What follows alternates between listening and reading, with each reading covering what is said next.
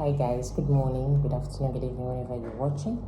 I needed to make this video before it skipped my mind.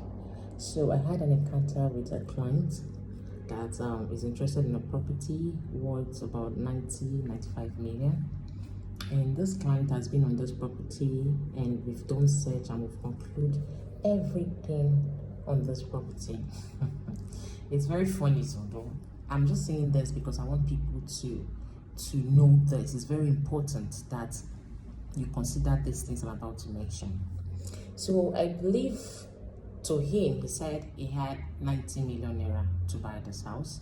So in my head, I feel okay, possibly he have more than 100 million naira, of which he's going to use for maintenance and to set his place ready.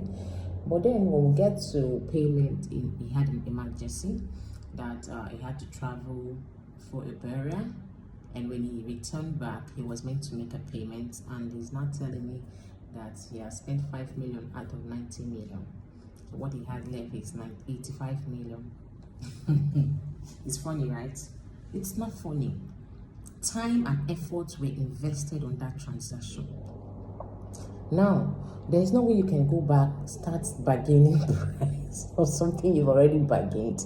And there's no way you can go back telling the developer to give it for you for 8.5 million. Okay, house is 90 million. Water connection is about 500,000. And other necessary charges that might spring forth from the estate which you're moving into. So what are your backup plans? Investors, I keep saying this. If you have 100 million naira in your account, please look for house within 75 to 80 million naira. That is your budget. You can't spend all the money in your account because you want to buy a house and you don't have a backup plan on how to set up the house and make it ready for your own living. No, now, it is not a good investment.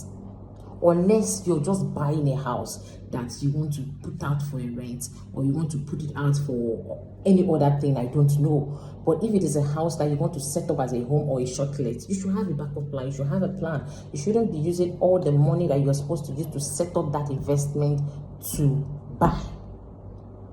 So as it is right now, that transaction is pending and someone else is going to pay for that house. It is very simple. People that are ready are going to buy it.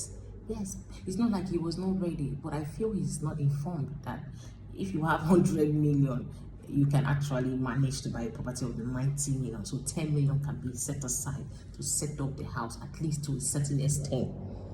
So people should please put all this into consideration before compiling their budget. It will help us work very well and very effectively. So thank you very much. I want this video to